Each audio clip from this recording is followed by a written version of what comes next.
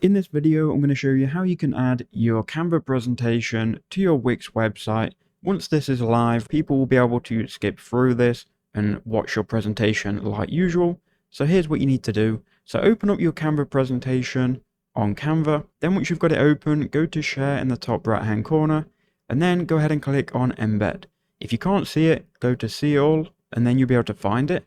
Now this is going to embed it, and any changes that you make on Canva are going to automatically update. So click embed, click HTML embed code, then go to Wix, then go add elements in the top left hand corner, then search for HTML, go to embeds, and then you'll find embed HTML. Click on that and this window will open. From here you can then paste in the code you've copied from Canva. Click update, then click enter on the keyboard, and it's then going to embed your presentation, which you can resize however you need it to be. Then go ahead and publish your site.